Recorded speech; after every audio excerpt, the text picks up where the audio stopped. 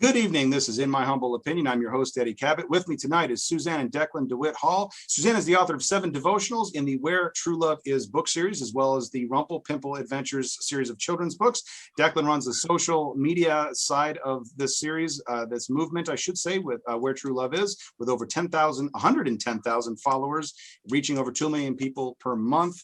Welcome to the program. It is great to see both of you, Suzanne. It's great to have you back, Declan. Very nice to meet you. Finally, we've had some communications on Facebook, but welcome. Thank you for having us. It's great to be with you again. You were, throughout the years of doing interviews, you've been one of my favorite interviewers. So thanks. That's I appreciate that. Thank you. I was glad to see you're back to doing your thing. Oh, well, 4 years of Donald Trump, 1 year of COVID pandemic. Yep. How are you guys holding up? How you doing? You doing okay? How's it? Wow. That's a good question. Well, it's really funny because when I looked at when you interviewed Suzanne last, it was 4 years ago, and I thought, did you break him or did Trump break him? Trump broke me. You've been gone since then. Right after that, you went off. More or less within about a month of the election. It was like March or early April.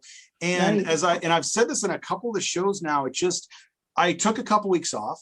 But it just the atrocities, the absurdities, the incompetence, the corruption, the hate, everything. Yeah. All of it. It was every hour there was a new thing to be just crazy about. And I didn't even know, like, any given day, sit down and say, what am I going to talk about that conveys everything that's going on? How can I do any one thing? It just was overwhelming. Right. I just couldn't do it. Well, and how can you add anything new to the conversation either was part of my own feelings as a writer and not writing that much about it at all because so many people are talking about it. I'm like, I can't even add anything useful. All you can do is hunker down and wait it out. Right. And doing a show like this, it's like, how do you talk to people in this environment and not talk politics? And then it just becomes 4 years of complaining about the same thing. Yeah. And I feel like there were just other people that were going to do any given topic much more justice than I could do. But yeah, that's an interesting point, is to essentially stick to your own stuff and try to rise above it, I guess. Yeah. It was a very tough 4 years.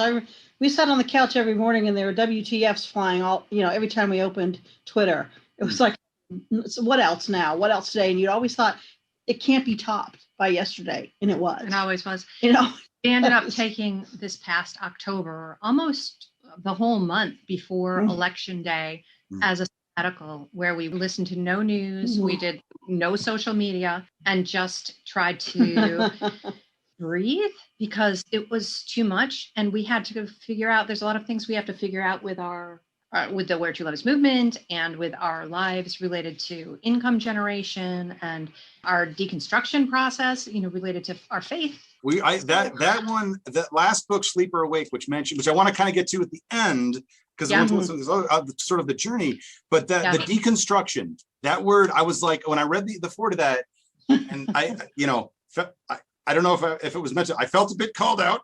I don't know who that was aimed at. If it was, whether it's but yeah, definitely want to get into that aspect of it. Yeah, I was like, so that's all taken place during the Trump era and this last year of pandemic, and it's been a year for us, just like everybody else. Right. I was fortunate in a weird way in that just about a week before the election, I hit a 30-day Facebook ban. And so I was basically, if I can't comment, if I can't even thumbs up, I kind of just check out. So it's like a 30-day vacation from social media. And then when I got back, which was like sometime that would have been like late December or something, I had my Facebook account open for less than an hour before I was hit with another 30-day ban that brought me past the inauguration. So it was like, you're a wild man. From the election to the inauguration, I had about 1 hour of Facebook ads. Wow. That sounds very familiar. I'm banned all the time. There was 3 month banned.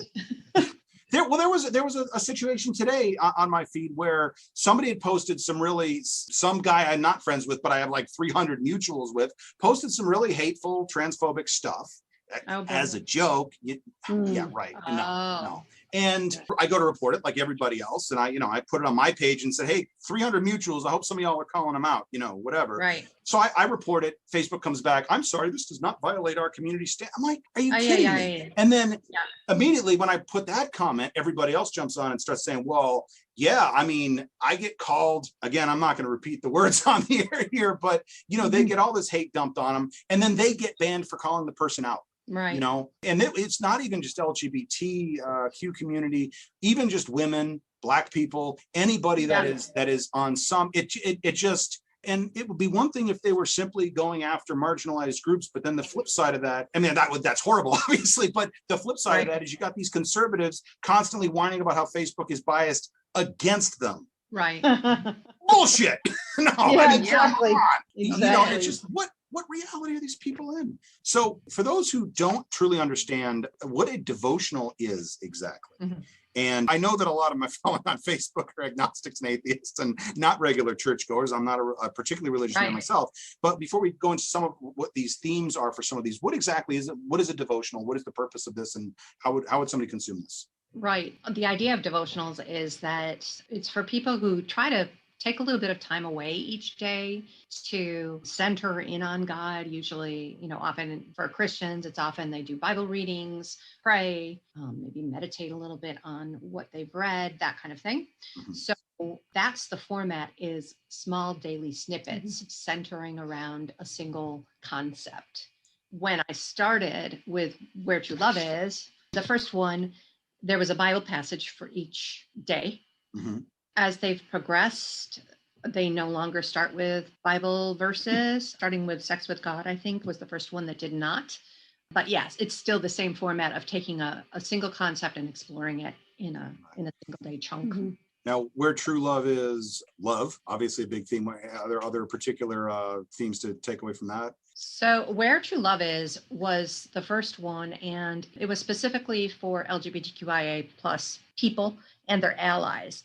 And it's basically a systematic theology, which starts out exploring the idea of who God is, what the scriptures are, kind of what Jesus came and said and did related to law, breaking law, what sin is. And then finally, after all that, looking at the issues of gender and sexuality, because you can't really look at those issues separate from the whole concept of who God is and what the Bible is, because the Bible is what's used so frequently against queer people. Right. So that was the first book. And I do recall, I do actually have that book. I do still have that one. I don't have any others, but I do have that book. But yeah, there are a lot of the Bible passages. I think you mentioned that it gets used against you a lot. And of course, people are very familiar with the many, many laws of the Old Testament, 99% of which, of course, we ignore because New Covenant, except when we want to hate people, then I can go back, because that very selective was all about was hating his neighbor and judging people harshly and exactly. Forgiveness, not, Now you mentioned Sex with God, and I got to think this was a somewhat provocative title, though I have to admit, I don't think I could think of a less holy, less sexy title for a book than Sex with God. So we're going to change your mind. Please do tell. So holy, so sexy. Mean, okay, and I'm assuming that we're getting beyond Ezekiel 23:20 here, yeah? What is that? You'll have to. I don't have that one memorized. Is it? Not repeating it here. Lord, does it have to do with? Believe me if I told you. There she lusted for her paramours, whose genitals were like that of donkeys, and like that of horses. I did not include that one. Maybe an upcoming. Shout out to my friend Zinnia Jones, who sat next to a Westboro Baptist Church protest, holding a sign with their colors that said, that's true. 2320. Right. There's a lot of them. So tell me a little bit about the themes that inform sex with God and where you. So this was an evocative title. This got some attention. Yeah. You know what? I wonder if we should progress through. Should I tell you a little? That's perfect. Yeah. So the second book. Okay. Because it all sort of fed each other. Yeah. Like with Where True Love Is, it's something Suzanne had been writing about before we got together. And when we got together, I came from a Southern Baptist background, and Suzanne was very Catholic leaning, which either one of those denominations, same-sex marriages or couples are a definite no-no. There's the whole Sodom and Gomorrah farce. So we studied and prayed, and Suzanne took some of her writing, and out of that 10 years came the first book. And each book, I think, has progressed as we've progressed. Yeah. Okay. And what we saw that was needed in the world and within us. Right. And what we're hearing in the community Right. is that community Okay. became enmeshed within the queer community, and you started building the Where True Love Is sort of family online. Mm-hmm. So we started hearing a lot about the pain that trans and non-binary folk were going through. And Yes. so I wrote Transfigured, which is, So that was the is geared for genderqueer and transgender people specifically, and explores the gender of God as both male and female, and also neither male nor female, and how that is reflected through people, and how people who do not fall into a binary are therefore more a reflection of the divine than those who are at either end, right? If we are to believe, and again, this one was based on Bible passages, right. if we are ascribed to that initial description of being made in God's image, male and female. Is there an example of, I mean, because I think a lot, like with love, obviously the Bible, acceptance, forgiveness, the Bible does have a lot of that if you look for it. Some of us choose to look for the more horrible stuff, but but yeah, but there is a lot of that. But when it comes to like gender identity and whatnot, what are you finding? What is an example of something? Could you well, share? Right from the beginning, in the Genesis accounts of being made male and female in God's image, God created them. Then there's stories of eunuchs who are often heroes. There's a number of heroic eunuch figures. There's a passage related to the blessedness of eunuchs being given names that are more blessed than the sons and daughters. And these were not, and to anyone who is unclear of the historical parallels, at that point in time, eunuchs were not viewed as men. Right. They were a non-binary. So I think that there was a range of different ways. And Jesus talks about the different ways that people could be. There were eunuchs who chose to be eunuchs. There were eunuchs who were forced, and there were eunuchs who were born as eunuchs. And there's also a passage in Revelation where it uses a Greek term for Jesus as a Greek term for breasts that refers to milk-producing breasts as opposed to the male breast. So there's a bunch of passages in there that if you look at them in a different way than fundamentalist, evangelical, conservative Christians have used them, you see there can be a much different understanding that we tend to, that everybody views scripture through their own lens. And just kind of, kaleidoscope it a little. It's not necessarily distorting anymore. People will tell you you're distorting. You're using scripture you want. Well, everybody uses scripture how they want. Right. And I think, like, to me, the dumbest, regardless of what theological position or interpretation somebody has, one, whether you say that God's word is immutable and unchanging, or I take the Bible literally, well, then you don't even not know what words mean. You don't even seem to know how words work. It's like, that's not how language works. Exactly. And I think you and I, going back a ways, so I don't know if you recall this, but if the church doesn't change as society changes, it dies out. I mean, if they were still in the 21st century talking about how to humanely treat your slaves, who would be going to church? So clearly, yes, where the focus of any scripture or whatever is shifts over time, and we start to emphasize some passages over others. And anybody who thinks that there's not a political agenda behind that when the church does it, when the Catholic Church does their basically top 20 throughout the year and just repeats the same 24 passages that I've probably heard 1,000 times, and it represents 0.1% of what's in that book.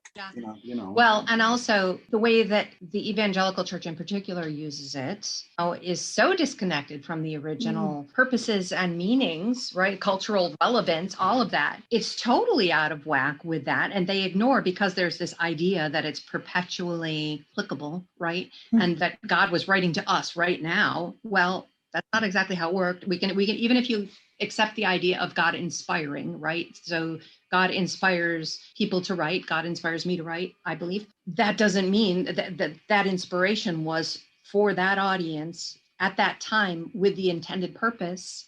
It's not that you take those words and then apply it, cultures millennia later in different pieces is Well, for different purposes. you gotta love the meme wars where they're saying like people will use the Bible to justify white supremacy, and there's not a single white person in the Bible. Yeah, exactly. Well, I don't know if anyone's ever been to the Middle East, but there's not a whole lot of white people. And you get the blonde-haired, blue-eyed, AR-15 toting Republican Jesus. All right. Like, where are As you God intended. getting this? Right. I mean, where are you even coming up with this stuff? And I can certainly understand, especially, when the Pope goes and compares, speaking of former Catholics, if the Pope's going to compare transgender people to nuclear weapons, yes, I can understand where there would be a Catholic lens through which one would look at your work and say, yeah, no, that's wrong. But at the same time, you can look at whether it's the Catholic Church, whether it's the Baptist, the evangelicals, whatever, you can look at what they're doing with the same scripture, with the same book, and you're dividing people and you're spreading hate. And, and again, we don't want to take care of the poor. We don't want to take care of the sick. Do you even Jesus? I mean, come on, Right. Right. Are you paying attention? Yeah, exactly. Extremely selective. And we're all guilty of it. We are all guilty of it. It's Sure. just that each of us thinks that our own particular version of Jesus and of scripture and of God is the right one. Exactly. And if We all do somebody it. asks me, do I believe in God or am I atheist or whatever? I mean, do I believe in God is a very complicated question. Do I believe in your God? And I don't care who it is that asks. That's a simple question. No. And nobody else does either. The two of you sitting next to each other do not have the exact same. That's true. There is, if you dig deep enough, there will be differences. For sure. So we all do it. We all take, what is important to us, and we view it through our own lens and our own experience. Right. And that's okay, as long as, it would be okay if we all recognized it. Right. Right. If we weren't trying to inflict the death with a into Bible, everyone. and because God literally told me to, is getting a little bit old. Yeah, Yes. Seriously. So from transfigured, we go to, I don't want them to go to hell. So yes, that's a bit of a specific title. yes. So the previous two books, What brought that about? There's a story behind that title. so the first two books were for queer people and their allies, right? This one, I don't want them to go to hell, is for people who have had someone come out to them and they're scared for their salvation, right? They don't know how to process it. They don't know what to do. Their literal fear is, my loved one is going to go to hell. What do I do?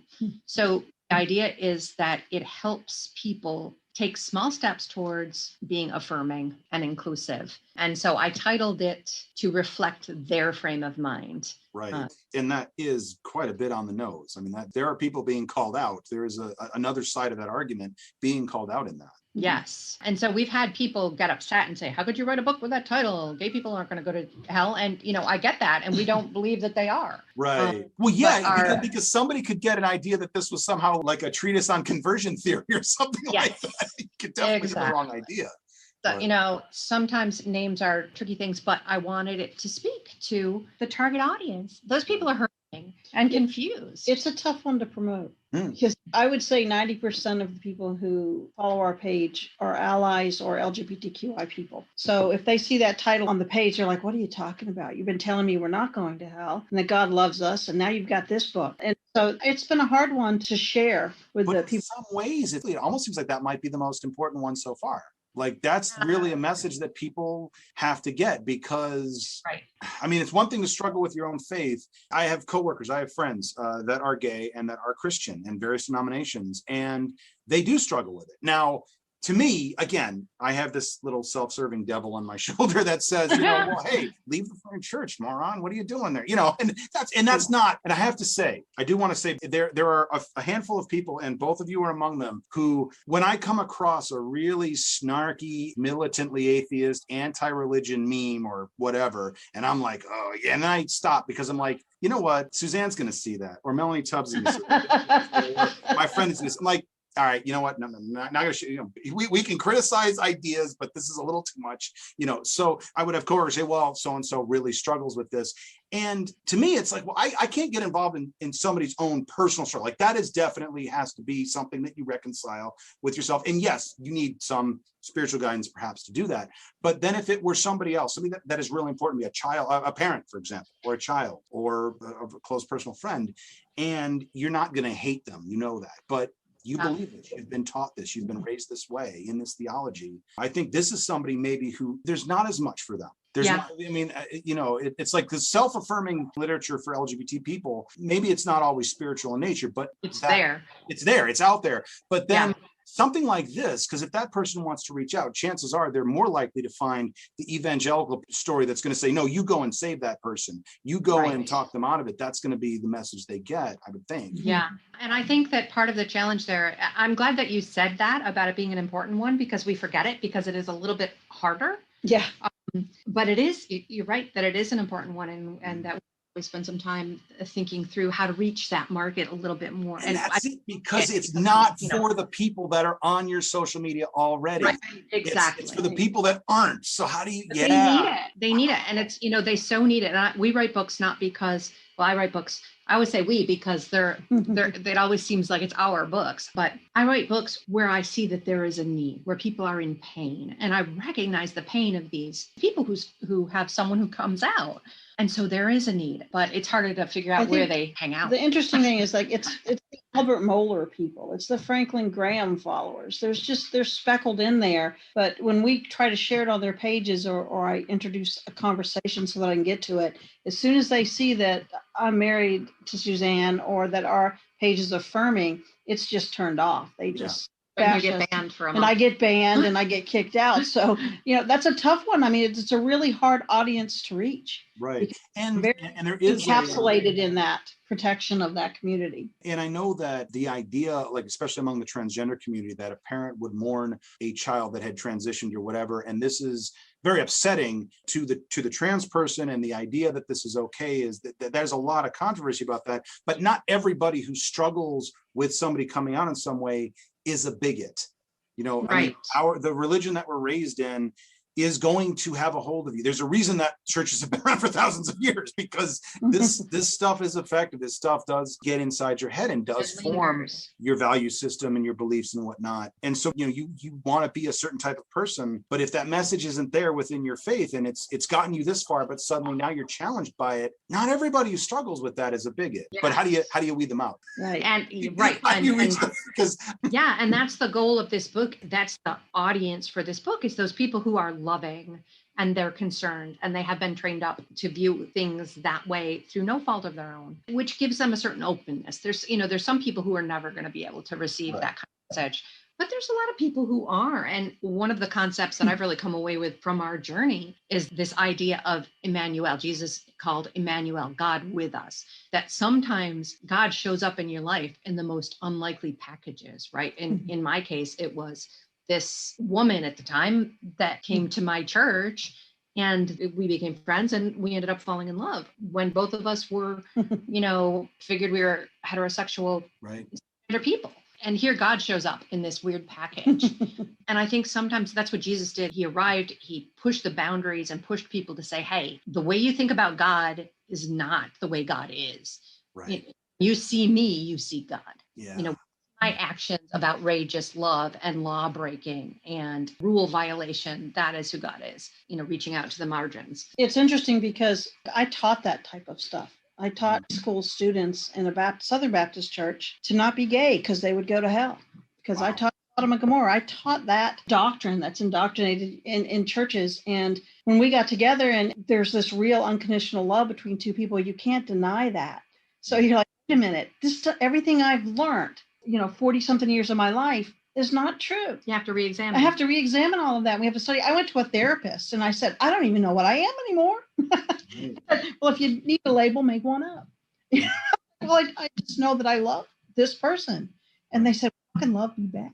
So then I had to re-examine all that. And we were studying scriptures together and praying, and we were fighting this magnetic pull of love, which was like a gravity to each other. Mm-hmm. For years, and we just couldn't, because it was too good. Yeah. And these books and all of this has come out of that. Yeah, right. How much, what kind of, refresh my memory, what is the time period between the time you guys met and say when you were finally, at least, let's just say, admitting to yourself that you were in love, or talking about marriage, relationship, etc.? Probably about 3 years. Do you think it was 3 years? 2 to 3 years? 2 to 3 years in, between 2 and 3 years. It went pretty fast. Well, yeah, 3 years. There you go.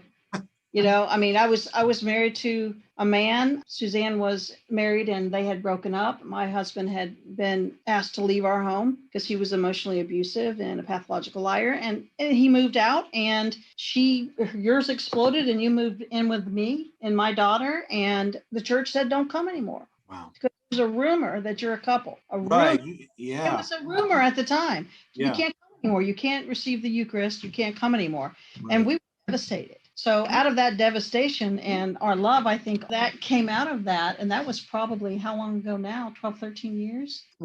And again, I can't imagine the Catholic Church lost me. I went through the motions for a very long time, but they lost me at age 5. No dinosaurs in Genesis. I'm out. Right. I forgot that was your So story. I'm like, wait, That's such a hold great on. story. 7 days. You skipped the best part. What happened here? All right. You know what? I'm going to get a lot of bullshit, and I got to keep straight what I know to be. You can't have 2 separate lists of knowledge in your head throughout your entire childhood and end up a faithful follower. So in truth, I mean, again, I went through the motions for a long time. I tried to believe, but I was like, they lost me right out the gate. So it's easy. There's for only me. so much cognitive dissonance that you can maintain. There is a level. Right. But it's easy for me, but I can't imagine how devastating it would be for someone who had been really involved in that faith actively and teaching and I mean, again, my faith never meant that much to me. I can't imagine losing that. So, I mean, what I'm about to say is a bit weird because I'm looking at it from an outsider standpoint, but it's frustrating because last time I checked, we were all sinful. And if you don't think you're sinful, you are committing the sin of pride. So we're all sinful. Human beings are inherently sinful. They drive that into your head constantly. And so you're going to say, well, hey, okay, I'm the sinful person. No, you get out. Wait, what?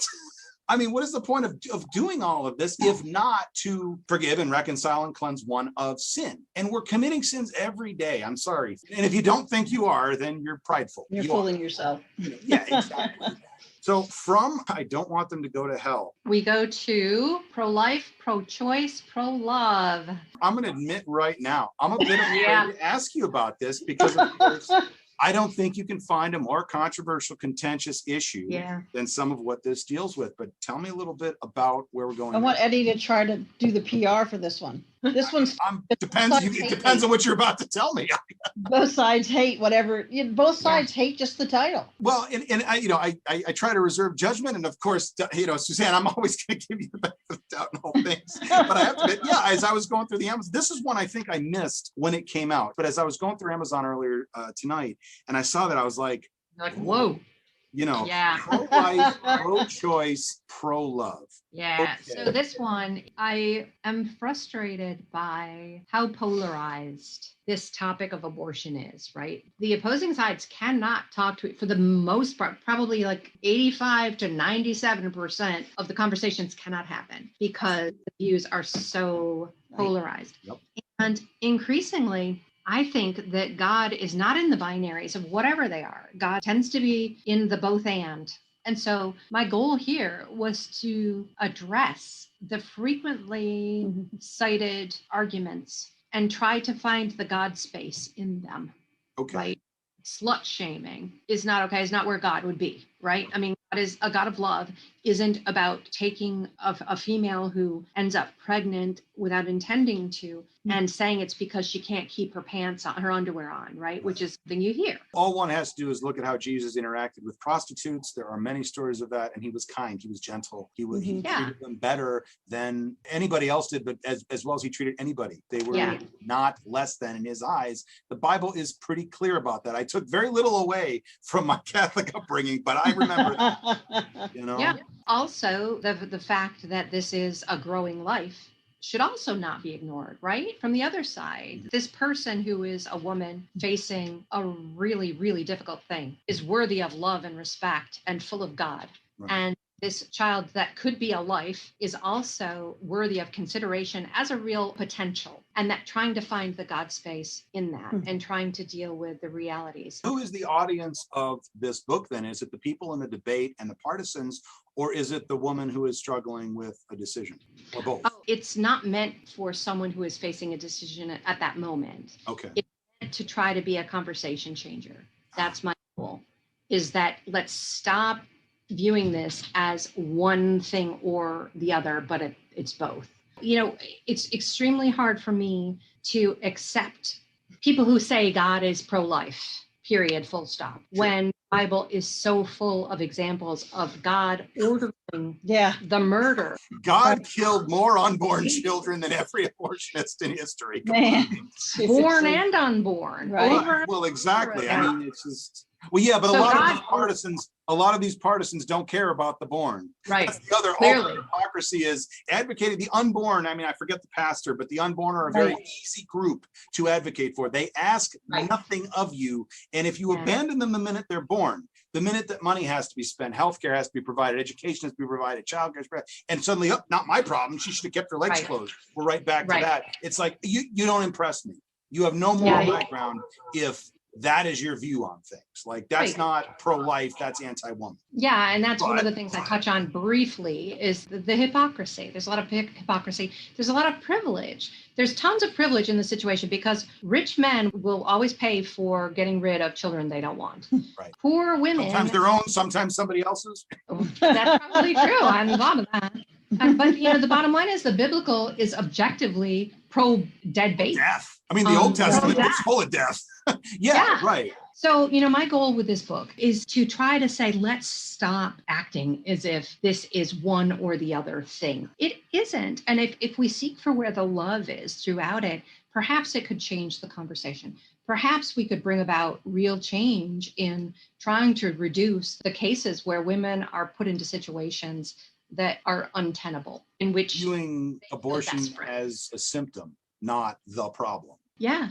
And abortion is not typically a choice. Abortion is usually when you feel that you have no choice. That's what you do. I have to do something about this situation. I don't have any other choice. I'm going to get rid of this problem that I have. So the goal of the book is to kind of change the conversation and get people to view it as a more holistic and to seek where the love is, where the heart is, where the compassion is. Declan, you mentioned before we started on this segment that it tends to piss off both sides. It does.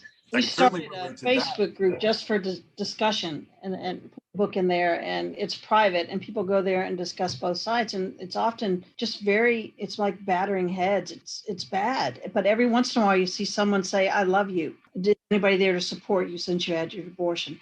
That's the kind of thing. I mean, with Suzanne's books, one of the things that we have kept in the forefront of our thinking is for the one person. Yeah. If it reaches one person and they feel loved more, then we've done what we were supposed to do. So every day we have to reach that one person. And this book, then, this has found its target audience. And more, I think it's growing more. It's something that's always in the news. Right. Those waves, but it gets heated. And so every time the topic comes back up and becomes hot, I try to go out and say on Twitter, I tend to be more active on Twitter than Facebook or Insta, but I tend to go out and say, hey, this is why we need a new conversation. If you really want to reduce abortion numbers like you pretend you do, then you need to stop using the language that you're using. We need to find a different way to talk about this. So we keep trying, but the books are there because we see the need. Well, and you have a lot of experience in this area. That's true. I mean, you work with the Women's Collaborative and. Yeah, I had 2 abortions when I was young, and I worked in the pro-life movement in a couple of different organizations.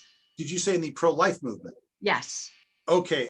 I mean, you're not completely unaware of the controversy, shall we say. How do you reconcile? What was it like working in that capacity, knowing? So the reason that I was so pro-life was because I had abortions. Okay. Because I had 2 children. After my abortions were when I was a teenager. I was like 15 or 16 and 18-ish. Okay. And later on, I had 2 children. And seeing how dramatically different and beautiful and unique they were from each other, it made me mourn for the potential differentness that these 2 other beings could have had. It made me realize the potential that how much I would have loved them. And it kind of brought it to mind and my heart. So that's how I came to be pro-life, because I had abortions. Interesting. Yeah. Everybody's story is so different. And for anybody, and I'm going to say it very clearly right now, anybody who is ready to scream hypocrite, that is a terribly bad faith attack and argument right there after what you just said. I mean, wow. But, I have moved away from, I was never one of those, let's show some aborted fetuses and shame people. That was never my stance. My stance was, let's try to look at it with more depth. Let's look at the problems and the risks and side effects, which people tend not to hear about or publicize, because there are some, and it wasn't something that was getting any press. So I was interested in looking at that. I was interested in looking at why women and girls were seeking abortion. So those were the areas that I worked in. I wasn't a sign carrier. Right. Okay. And I mean, how interesting enough, I was a sign carrier. Oh, okay. And I carried the little tiny baby and brought I don't my think kids. I knew this. Yeah, to these marches. But since I read Suzanne's book, it's made me realize that on both sides, there's just not enough love. When we drive down the highway now, since I read her book, and I see a billboard that says aborted fetuses and something, I'm like, how dare you? Someone's driving down this highway in pain. Yeah. Someone driving down this highway with their heart hurting, and you just paid $5,000 to pull up a bulletin board to stab them in the heart. So I mean, what your book has done for me, and I see it doing for other people, is to get them to do a, whoa, wait a minute. There are two sides, and we don't have to just beat the hell out of each other. Let's go somewhere in the middle and realize we're all people, and each other more than our fears or our understandings about what we believe on this subject. And that's what it did for me. And don't distill things down to right, wrong, black and white, because things are rarely right, wrong, black or white. I mean, there's very few things. Yeah, I've always felt these two groups aren't even really, and it's obvious they're not talking to each other, because like you said, we're just butting heads, but we're not having a conversation in that pro-life is a moral argument and pro-choice is a legal argument. And there are plenty of pro-choice people that do not think abortion is morally right. Yeah, that's true. I'll count myself among them, although I'm also acknowledging I'm a man, so zip it. I don't get a vote. And I recognize that my opinion on abortion is an academic point. It doesn't have any bearing on it. It's none of my business. And that's why I'm pro-choice as well.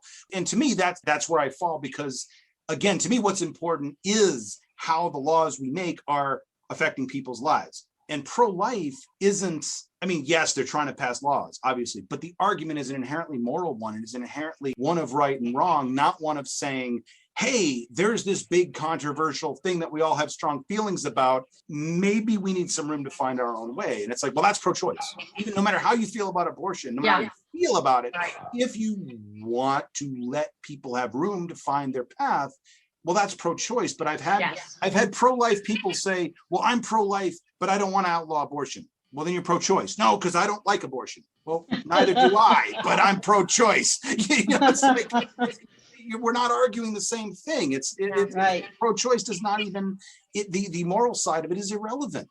And the other side, of course, this is the most frustrating thing, is the pro-abortion label. And I'm like, okay, sorry, nobody is pro-abortion, not even the people who are using it as a rhetorical slam, because even the sort of radical feminists and whatnot that will use the pro-abortion term to sort of kick back a bit at the stigma. They don't oppose sex education in high school. They don't oppose contraceptive coverage and access. They don't oppose prenatal health care. They don't oppose any of the things that would reduce abortion. If you're pro-abortion, of course, I have to be against contraception. Seems silly, but it's like. I did an interview on this show called Sex in the Pews. I believe it's dropping tomorrow. And yes, that was it. The host was a visual. Yeah, it was a wild interview. But one of the things that he talked about was that if people were truly invested in reducing abortion, that there's plenty of money in creating technology that would be able to support a fetus so that it could be either transferred or grown, incubated, in order to save the lives of that nascent being. And that if that's what people were into, then money could be channeled to create a way for women to transfer that child. And I thought that was really interesting. That was an argument I had never heard before.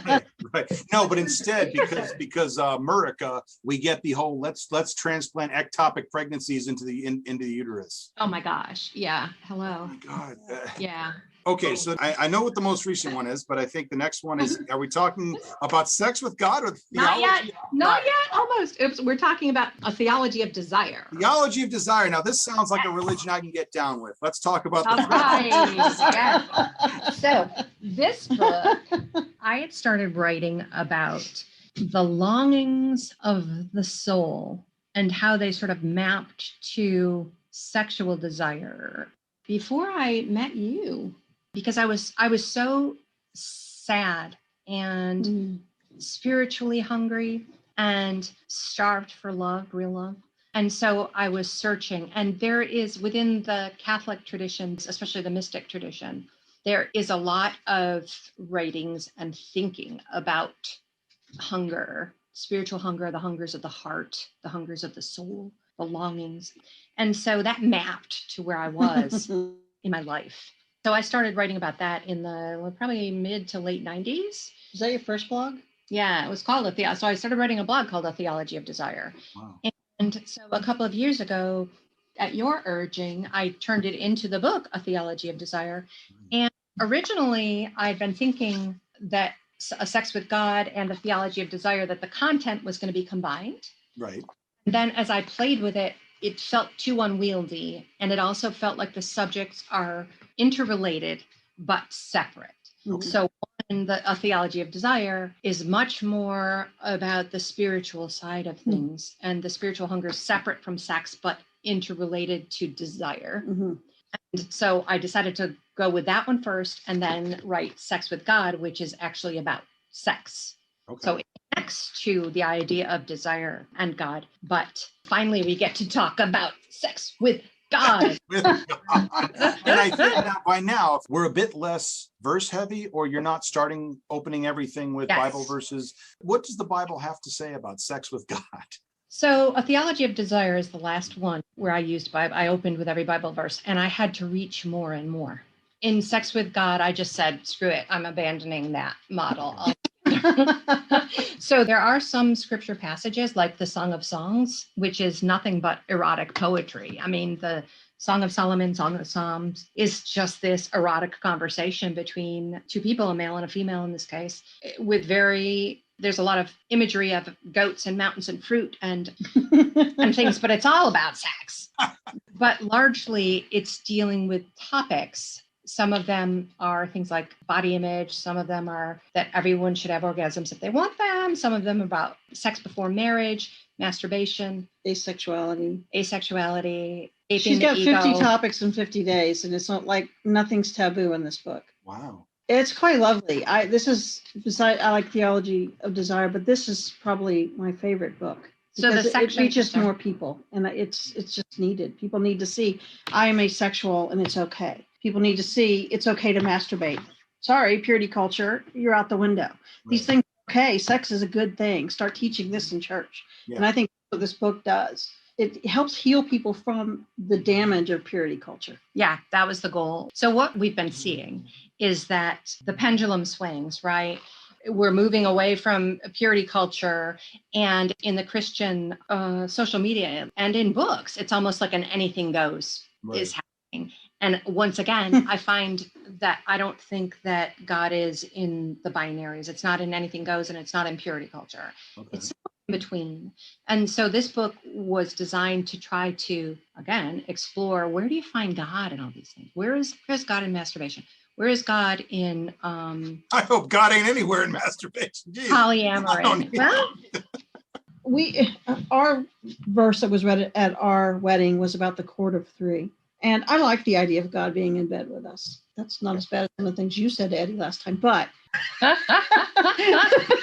I like the fact that God is with us in all of that. Or now what I'm starting to call God is the divine or love, more than just the term God, because God and church and those churchy words, they're so negative now and they're not appealing to people. But love is, and divineness is. And with this book, I think that it brings that divine sacredness. I mean, the day on sacred touch is just beautiful. I mean, when's the last time that, people touched each other, desiring the fullness of love to leave their body and enter to another person's body? I mean, there's just a beauty about this book that takes sex from being naughty and dirty to being beautiful and being divinely inspired and loving. So that's why this is one of my favorite books. Yeah, wow. Because I was damaged by the purity culture. I don't know who wasn't that went to church, Yeah, no, absolutely. I told my kids, sign these notes that you're not going to have sex. And Okay. there's a lot of, if anybody's wondering, just beyond the psychological damage, on a purely tangible level, how many divorces, how many abortions, how many Right. broken marriages, and some of these from folks in the closet, some of these from people who were led down a path because their heads were filled with this their entire lives. There's a lot of broken people in the wake of that kind of theology. Right. For sure. Absolutely. Yeah. And you had asked about the title. So Declan came up with the title, which was brilliant because we'd been playing with different titles. And I kind of had to apologize the next day when it came out and we got bashed, but it fits. Well, bashed by who? What was that? What was the backlash from mostly? Then? Oh my gosh. I mean, we were reported all over Facebook. Like 4 people posted 1 reviews before they even bought the book. before they even bought the book. It couldn't even. Right. Well, there was one. I think it was for this book. I'm pretty sure it was for Sex with God, where fairly recently put up something where Amazon, there was a 1-star reviewer saying, "Hey, if anybody's read this book, hey, go give me some balance here. Go, tell me what you thought." Well, I didn't read the book, but I said, "How about I put a 5-star and say, well, if you're pissing the bigots off, you must be doing something right." Right. But yeah, they put the 1-star and then in capital letters, "Warning: this is not biblical. This person is an LGBT." Like the whole. Yeah, it was bad. Like, God. Yeah, there are 7 books here, folks. You can kind of see where the theme is going. Right. There should be no surprises. And just with this book a couple of days ago, our account on Instagram disappeared because Suzanne was holding the book up and she had received a box of them and she was just holding her book up. Yeah, it was a launch picture and they said that it was violated community standards and nudity, sexuality and nudity, against those standards. So I was wearing a dress. She was fully clothed. She was a really nice cover, but the sex with God for some reason freaks people out. It was really bad. But we knew someone that knew someone on Instagram, and they got it back up. So that was helpful for us. But this one has been a battle. People love it that read it. Right. People aren't okay with sex being something that you discuss in church. Right. Hate it. Well, hold on. No, people have no problem discussing sex in church in a certain context. Right. True. Right. I mean, that's purity culture on the flip side. Right. Yeah, certainly not in a sex positive way. I mean, the closest thing that comes to mind for me is just the Genesis story and Eve and all of that. And God told you to multiply, and he's kicking me out. So what are you gonna do? But so wow. Title, the reason that we called it that is because the whole content is focused on a couple of things. One is that God is everywhere, right? God is in us, around us. And so no matter what you're doing, if you're in the bathroom or if you're in the bedroom, God is there. But also that God is present in this person that you're engaging with. And therefore, you should be approaching sexuality with kind of a deep reverence of this other person. And I think that that's one of the problems in our society is that we take people for granted in a very basic way, and that we don't honor the deep wonderfulness of them and that sort of divinity. And that also that we can invite this power of love, this power of things that are larger than us into the acts of sex. So it was almost a three-way. Now I get where the title comes from. There you go. A three-way use of this sex with God, of God present with us, of God within us and each other, and namaste, and the inviting this power of God into the sex act, which can transform it into something, like, oh my God. I mean, it's a cliche, but it's sort of the best moments of the human experience. I mean, and no matter where you are in the world, no matter how good or bad one's life is, it's like, well, yeah, for a good 15 seconds there, it doesn't get any better, than chances are if your day was better than the rest of your day was better than that, you had one hell of a day. I mean, so great. Okay. There's been a lot of healing with this book. We have a private group that's sex and spirituality, and there's been a lot of healing, a lot of people being able to talk about their bodies and different things that they consider issues, and talking it through with pastors and other people on that page. And I've seen a lot of healing with this book. So that really makes me happy about this one, because there's a lot of pain out there with sexuality. People who just don't have sex because they think sex is wrong. So there's a lot of stuff that I've seen happen with it. This has come out. Right. And it's, I was trying to get our church, in the church where we met 15 years ago or whatever, I was trying to get them to talk about sex in church, and they couldn't. But sex is something it's like the primary driver of humanity. It's so consuming. There's 8 billion of us for a reason. I mean. Yeah. It's super important to be, and it needs to be addressed in a way that's going to be better. Yeah. And I think there's a contradiction for people when they think about sex to say that you can look at it in a spiritual way and not sort of carry that stigma, that taboo, that to have a negative slant on it. Yeah. Oh, wow. And it needs to be not like, okay, it has to be reserved for within marriage or whatever, because it's ridiculous that, getting some piece of paper or document suddenly makes an abusive, horrible situation, that the sex acts that take place within that union are somehow holy. And then, the same sex couple who are having sacred sex and they're not married, but they love each other, they honor each other. And it's a beautiful union of souls that's giving and loving. It's just such a broken premise, and it needs to be discussed so that it can be transformed. And it was so funny because I had one guy come out to us and attack the Word True Love pages when this book came out. And he said, how dare we mention the name of God with anything to do with sex? Well, I'm a little bit like you. So I said to him, well, if you haven't had anybody cry out God's name during sex, you're doing it wrong.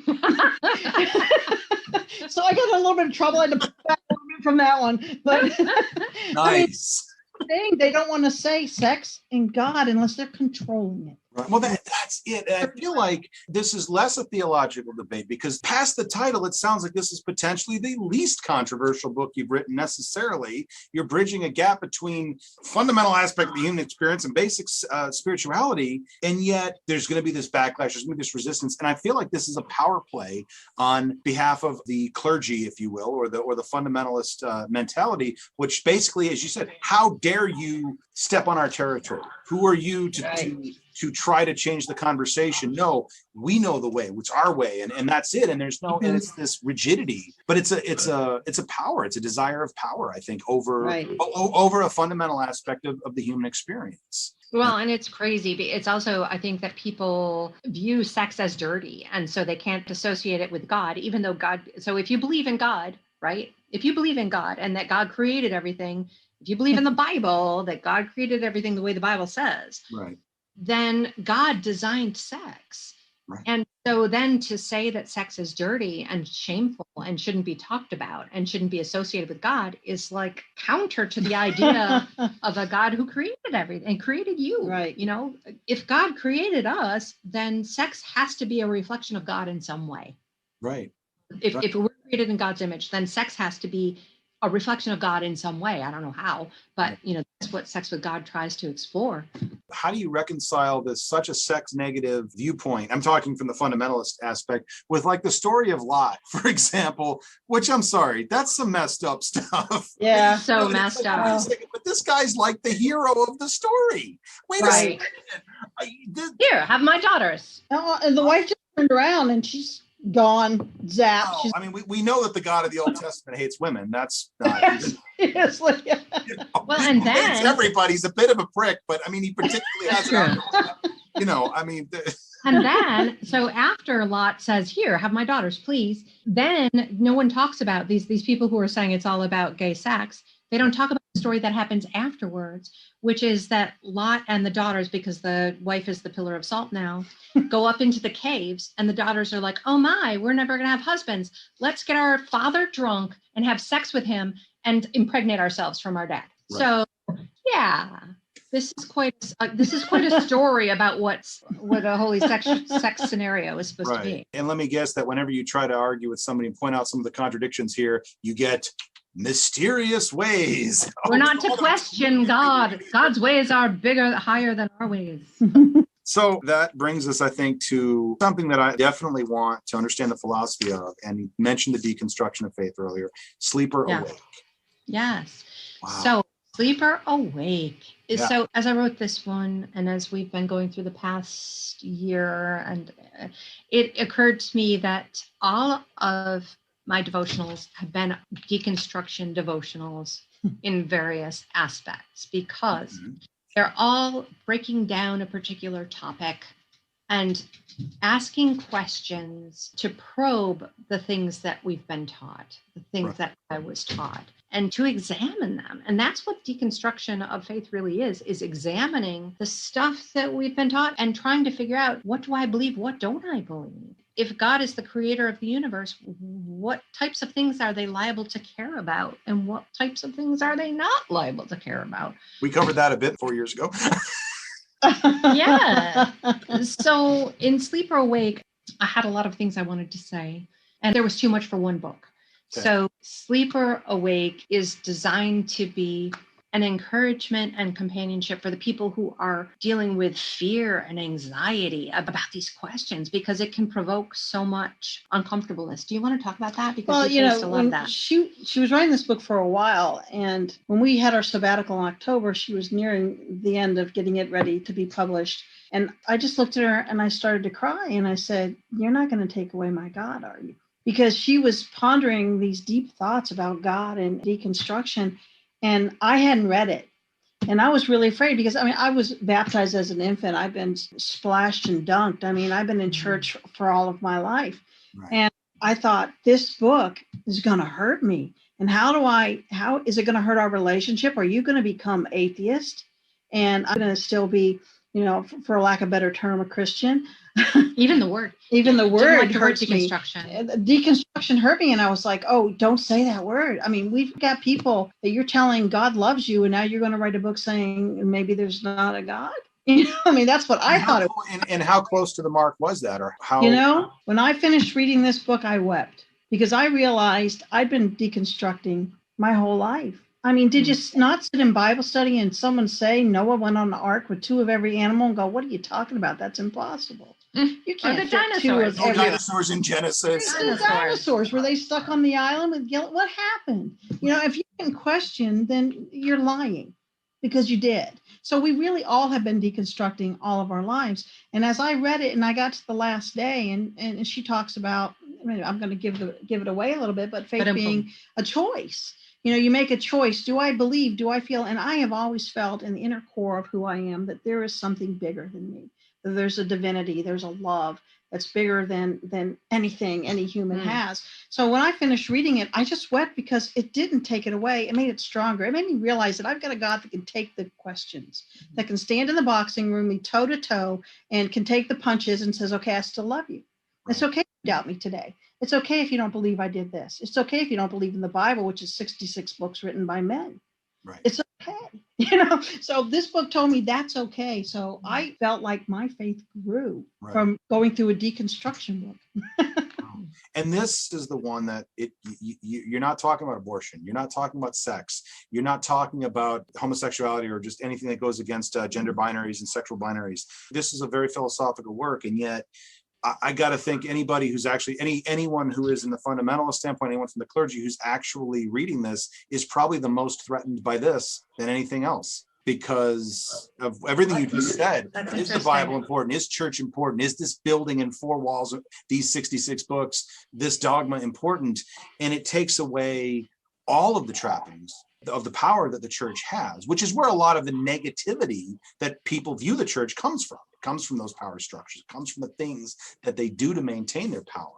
Wow. Well, I think the church is changing. I think there's going to be this new emergence of a church. And if you read the foreword, Josh talks about that a little bit, that the old church has to change or it's going to die. And I think pastors want people to ask questions because when you do, you find a bigger God. When you take God out of a box. It depends on the pastor. Well, but if you go to the evangelical, most don't actually like you questioning. Yeah, it's not going to work. I mean, those are the churches I don't want to go to. Right. I want to go to the churches that show that God's a bigger God, not a smaller God that controls me with a fist, a tight fist, and just wants to beat me up for who I am. No. Those people aren't going to like it. Right. But churches that are growing bigger and letting God out of that box, they would like it. We have several pastors that have endorsed it and they love it. Yeah. For this book, as I mentioned, that I split the content. I called this like a little mini series, The Path of Unlearning. And this is book 1. And I ended up splitting the content where the second chunk is going to be more radical, where it's actually grappling with the things that you said, like these power structures and the problems. And let's get real about what the use of the Bible is. Let's get real about what happens in church. Let's get real about colonialization and its impact. Right. And let's grapple with some of those realities and deal with that. But in this book, I decided to have this be more gentle and philosophical and try to walk the line of you may be in a number of places, and that's okay. And that there is this presence of love that is still with you, that is still there. And it's okay to not know, because it's so panic inducing for us to not have answers, which is one of the problems with religion, is that we want to jump to, here's my set of solutions, right? Well, and you mentioned uncertainty, and to say that uncertainty is okay, but in a theological perspective, uncertainty is terrifying. Uncertainty is not acceptable. We have to know, because the whole idea of faith is the opposite of uncertainty. And we have to have something to have faith in. I can't have faith in nothing or the unknown. I can accept the unknown. I can accept uncertainty. And I think if you're an atheist, if you're an agnostic, you're bound to be accepting a certain level of uncertainty. Right. If you're agnostic, especially. Right. I mean, that's and that's where I am. That's where I do draw the line between agnostic and atheist, because I do think the militant atheists, to me, I didn't used to think this way, and then I spent enough time in those circles on Facebook and social media that there's a lot of certainty there. Honestly, they really are. Yeah. And it's like, I'm sorry, but you know what? You're asking me to have faith in something that can't be proven. Right. No, I mean, yes, I'll accept it's a reasonable starting assumption, assume non-existence, but I can also accept that I already know there are things I don't know. So yes, I have certainty about this of all things when this is beyond what anybody can truly know. So well, that's what bothers me, and that's a central premise of this book, is that our brains are so finite, right? I mean, there is so much we do not know, just informationally, that we don't have access to, whether it's the life under the sea or in the rainforest or in space, right? There's so much information that we do not have access to, and our brains and our senses are so limited, and yet we think that we can have ultimate knowledge about anything, let alone the concept of divine. I mean, come on. And we've got to embrace our limitedness. Right. We've gotten to a point now where humanity has an amazing amount of knowledge, but so much more than any one person can wrap their head around all of it. I think you can go back to the Middle Ages. Yes, we understood a lot of things, but somebody could reasonably, not read all the books, but have an understanding that would be like, okay, I kind of get where we are now and all of these things. Again, like, the average high school graduate probably has a pretty fair understanding of what we understood in the Middle Ages. But nowadays it's like, it's so broad and you have to specialize so narrowly to understand enough about any just one very narrow topic. Yeah.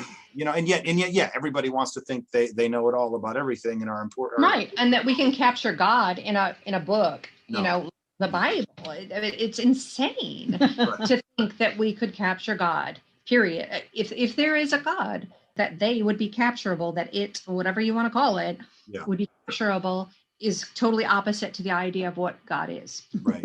Right. And I guess I just think, could I accept that there's something beyond our understanding? Well, absolutely. I think you'd be crazy not to. But do I think that this person necessarily is completely defined by 66 books and the pages written by man, and et cetera, and so well understood that we're going to fight wars over it, kill each other over it, hate each other over it, stigmatize each other, everything. And it's that certainty. But then again, like I say, that I, at this point in my life, forced to admit that I find the same arrogant certainty in some quarters of the atheist community as well. Well, because like you said, we grapple for answers. We want certainty. Certainty is comfortable. Not knowing is very uncomfortable for people, and it's a struggle. And it's something that I am actively striving to be comfortable in my discomfort, to allow myself to rest in the reality that I can't know, and to stop trying to be right about everything. And I think that that's what all my books are increasingly leaning toward, is not trying to say that any one view is necessarily right, and that a lot of different views have a lot of rightness and a lot of wrongness. Everybody's seeing a different truth from a different point of view. We're only seeing one side of the bigger picture. And there is truth to be found in all different places, and falsehood, similarly. Yeah. Wow. All right. So shifting gears a little bit, you mentioned earlier about the social media. You mentioned that it's got a pretty fair reach now. And Declan, you're managing that side of it. How did this all start, and what has this been like? Well, I think it really came out of Suzanne's first book. Well, it started with Rumplepimple, actually. I mean, Rumplepimple the first It's the page that we foundation. had. You've already said it's the I've foundation. said Pimple's the foundation. Because Rumplepimple is a book that's written about a dog with two moms, and they're just there. 25 years ago, we had Leslie Newman wrote I'll hold that one up. Heather Has Two Mommies. And that's when you had to say, I have one mommy because of this, and then she loves this mommy, and now I have two mommies. In Rumplepimple, we're just there. Yeah. And that foundation of just being there, and that, as far as I know, is the first book that was written like that. Right. So that was the foundation. And that page started, and that page only has 7,000 followers, but it's nothing like what True Love has. Right. But it is the foundation because people go there and read her other work, and they see this acceptance and this diversity and inclusion and the love. I mean, Rumplepimple's about not bullying. Rumplepimple's about loving something, and that everything can make a family. We say that we love our dog and he's part of our family. And it's just a very generous, kind book about love. And the people who follow us, I mean, we get texts in the middle of the night from that book that say, thank you, because of Rumplepimple, my kids still love me. Wow. And I'm like, what? And they say, yeah, but I broke up with their father, and I'm with the love of my life, a woman, and my kids didn't understand that. But when they read Rumplepimple, they saw Rumplepimple as two moms. And that was from somebody in Norway. We're in the United States, so it has a far reach. I mean, we hear from Japan, from Cape Town, all over the country about Rumplepimple, Australia. So that started it. And then the Where True Love Is book came out, I think 2017. Mm-hmm. So I just thought I would start a page just for the book. And more people started following the page until it's kind of just feeding itself. I mean, it's growing so fast. Well, I can't keep up with it. Because you share all kinds of messages of love and encouragement and hope and things that the world needs, right? Resources. I mean, the LGBTQ people that have been kicked out of their homes are the largest population of homeless people in this country. That's crazy. Yeah. They're going to kick you out because you don't belong in church because you're not a Christian. Right. Hello, Mom. What's love? What are you doing? Right. So True Love Is shares resources. It shares about the books, of course. We give books away. We share the resource page with other resources that people can look to find affirming churches, to find places where they can be welcome, gay centers and pride centers in their communities. So it's moved from the Where True Love Is part and about the book to really a movement about love, and about accepting and including everybody. Yep. In your community, just loving bigger than the hate that's out there. That's our message every day. Right. I'm super impressed because I kind of closet myself away and think and write. And then Declan transforms that into community and projects love out into the universe on various topics, the topics that I focus on in my books. So it ends up being kind of a powerful machine. We're a good team. I mean, she's so quotable. I mean, we talk a lot. I mean, when Where True Love Is, we spent a lot of time talking to each other, trying to figure out what was going on. Yeah. How can I possibly love you with every part of my being and still be a Christian? Right. It doesn't make any sense to me mentally. I mean, I don't get that. So let's figure that out. And we know that people are hurting the same way. We know that children of gay parents are hurting. We know that parents of gay children are hurting. We have felt that from both sides of the coin later in life, but we felt it. So we reach out to those people and we want to be a little healing balm in their life and their day. Yeah. And that's, I mean, Suzanne tell about your little Post-it note. Remember us. So it's a little Post-it note and it's kind of ragged now, but it's above my desk and it says, remember us. Because that's you mentioned the writing for the one person, the working for the one person each day. That's the goal. And it seems like the days that I'm going to give up because, we're working 8 to 10 hours a day. This is, I was a book publicist and I stopped taking clients, and Beloved is my only client.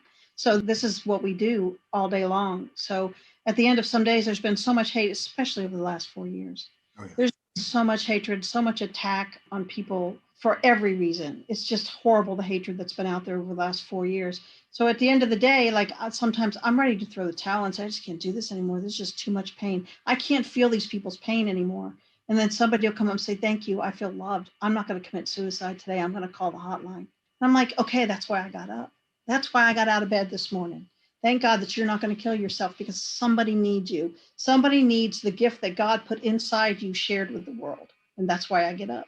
When Suzanne writes those things and I read them and I cry and I share them and I turn them out to the You're world. the amplifier. I shine a light on it. My book is like this, and then Declan goes like, "Ooh, message of love out into the world." So for those who want to find the community, Yeah, wheretrueloveis.com is the website. wheretrueloveis.com, and the devotionals, and in addition, the two books, Rumplepimple and Rumplepimple Goes to Jail, Jamie the Germ Slayer, Kitchen Snark coloring book. And we'll go through them all. Where True Love Is, Transfigured, I Don't Want Them to Go to Hell, Pro-Life, Pro-Choice, Pro-Love, Theology of Desire, Sex with God, Sleep or Awake. Think I got them in the right order. All available on Amazon. Anything else that we need to shout out to folks? We're on Twitter. We're on Facebook. I mean, you've been doing a lot on Instagram. And the Find Where us. True Love Is page on Facebook has a lot of links to a lot of resources that can help people. So I like to push them to that main place because there's a lot on that page. Yeah, a lot of good stuff there. All right. Well, Suzanne, Declan, thank you so much for spending this time with me. It's amazing work you guys are doing. It was Thank you. so great talking to Good you talking to again. you. You take care. And I want to thank all of you for joining us this evening. If you've got some projects you'd like to come on and talk about or some ideas for future shows, guests, or topics, please hit me up on Facebook at Eddie Cabot. You can email me at niceguy9418@usa.com. Love to hear from everybody. Hope you enjoy the rest of your evening and keep it tuned to Rainbow Radio.